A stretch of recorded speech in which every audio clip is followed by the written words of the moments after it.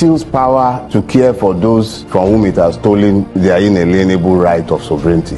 The APC is essentially a conglomeration of thieves. The ballot was grabbed, it was snatched, they ran, but apparently they've now crashed with it. The government has lost control of its territory. You go to TikTok, bandit is doing giveaway, but it is Yele Sowore you are arresting because he says revolution. Nigerians have exchanged one form of slavery for another. Subsidy is gone. They can't go anywhere without carrying 10,000 mopos. Poverty of private wealth. Olowo kan láàrin olòṣì mẹ́fà. Are you at that point where you think that the case of Nigeria is hopeless? No, I don't believe Nigeria's case is hopeless. No. The system is hopeless. It's beyond redemption. When Nigeria collapses without us having planned for the day after, we are the ones who will be the victims. The we forms 99.9% of Nigeria. Let that we find the grace to speak together as one. The people that are mentioned, the presidency, the National Assembly, is not dependent on them. Okay, so what will the people do? See, to get their hands if the people are more aroused by ethnic hatred, if they are more focused on religious bigotry, if they are fine with being distracted by the occasional handout of spaghetti at election time, I can scream and screech from now till kingdom come. I lost a dear friend recently. May God rest his soul. About it has taught me a lesson. All of us are transient beings. We're here today, and we may be gone tomorrow. So I'm not going to waste whatever is left of my life trying to tell somebody who is awake to wake up. Yorubas will say, ẹni tó sùn là ń jí, ẹnìkan ò kí ń bá wọn jí apirọrọ. It is the man who is sleeping that you arouse. You don't awaken the man pretending to be asleep. Am I the one who has to tell these religious traders that the country is collapsing around their ears and they should tell their congregation? They could march on the street and be praying nonsensical prayers, but they cannot speak in support of the right of citizens to protest. How many pastors? Am I the one who will tell them that? Am I the one who will tell the imams who went to Aso Rock and the lesser imams were given, the lesser clerics were given $10,000 and the bigger ones were given 20? Am I the one who will tell them to stop lying to the victims of their excesses? This man is very intelligent and precise. You know, he said something about ethnic bigotry. Yes, ethnic bigotry. You know, the Western powers that are using Tinubu to weaponize us, to weaponize Nigerians and Africans at large, they know how to play the game. They are very much aware of how to play the game. So what they do is that anytime that Nigerians want to gather together to fight against them, they will introduce ethnic bigotry. That is when you will find some Yorubas saying that Igbos must leave Lagos. And you find some Hausas, you know, this is how they play the game. Divide and conquer. This divide and rule is one of the rules that is present in the playbook of Illuminati. Yes, they use it a lot. When they sense that there is danger that people want to unite or gather against them, they will introduce that division amongst them.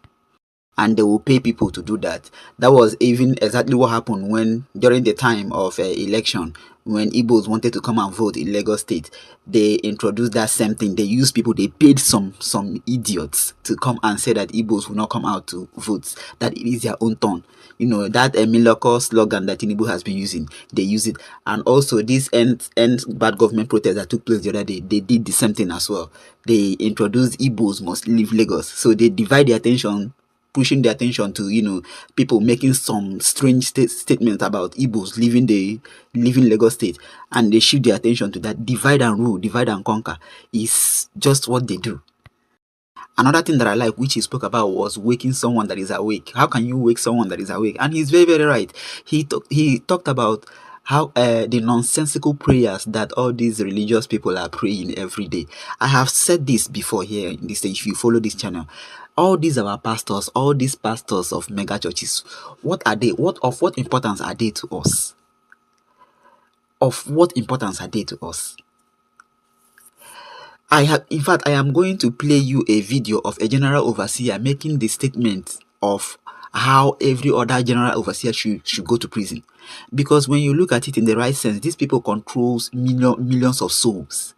This revolution that we are talking about here should start from the church. And when you go to church on Sunday, these people will not talk about it. They don't even really, they don't speak about the welfare of this country. All they talk about is how you will prosper. And these people will stand there to tell you, prophesy to you, and tell you who is about to kill you. They will tell you, even call phone numbers for you. But the God that is telling them this thing, which I know that it is not this same God that we are serving, at least warn us about the dangerous virus that rampaged the whole world, CV-19. They did not warn us about it. They didn't see that one coming. Nobody told us about it. But these are people that hear from God, but God did not tell them about those ones. You see, sometimes we pray and we ask God, what is going on? It looks as if God has turned his back on us. Can't you see that God is speaking to us, telling us that these people are not worshiping him, they are not serving him? Can't you see that God is angry? God is telling us. This was also how they prophesied that that the same Trump will win during last election of US. Every one of them, men of God, they came out and told us that Trump is going to be victorious, and Trump lost the election. Look at it again. They told us Peter Obi, every one of them, they told us Peter Obi, the same thing. Peter Obi will win. Peter Obi will win. Look at it again. Look at God telling us that these people are not worthy. They are not listening. They are not hearing his voice. It is not him that is speaking to these people. They have failed him. Look at God speaking to us, but we don't understand. Anyway, let me play you the video of another general overseer, what this guy said. Just listen to him. He spoke the truth. He said that all the general overseers should go to jail. Just listen. All general overseers must go to prison. I am not joking. I said so in the open many years ago during the convention of Mike Okongo. I said, lock Adebeye up, lock Kumi up, lock Orisaka up, lock me up also. By the time we finish, Nigeria will change. I have a reason for saying so. In 1 Kings chapter 4, I know I'll be quoted tomorrow, I'm ready for their war. They control the soul and minds of millions of people. They stone me to death. Yes. Beginning from your church and your mosque.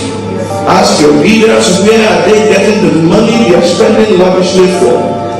If it's not from the contribution of the saints who be from Abuja, next service, 10 stones to church. Let the revolution begin.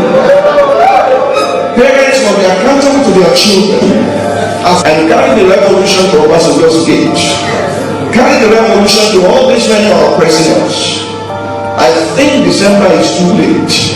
I think January is too far. I challenge you to rise. I challenge you to fight. I challenge you to the revolution will begin. In any form or any way that will push these oppressions out of our line, we are saying no to corruption, no to oppression. Let the revolution begin. Yes, general overseers, they should go to prison because the revolution should start from the church. Because these people, they control millions of souls. But what do? They are all keeping quiet. All of them are adamant. Shut up. They don't. The first video that I played here, you heard the man talking about imams that went to Abuja.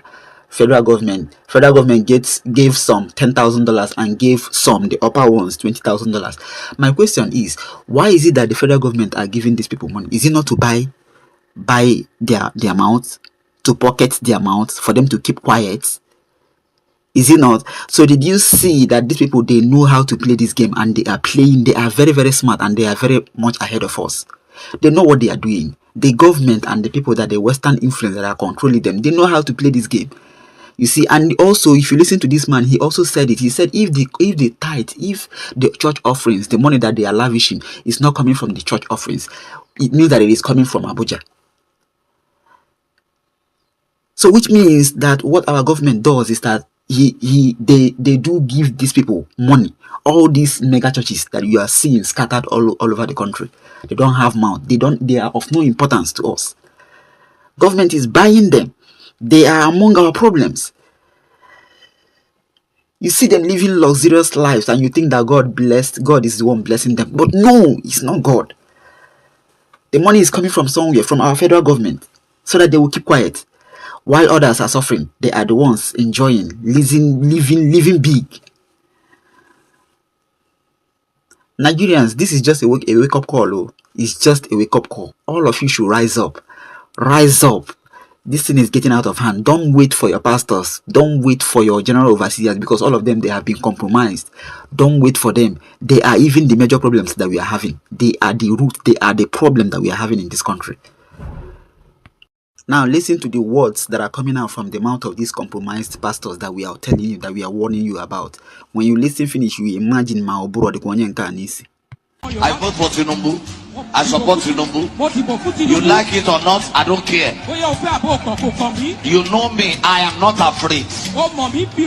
You know why?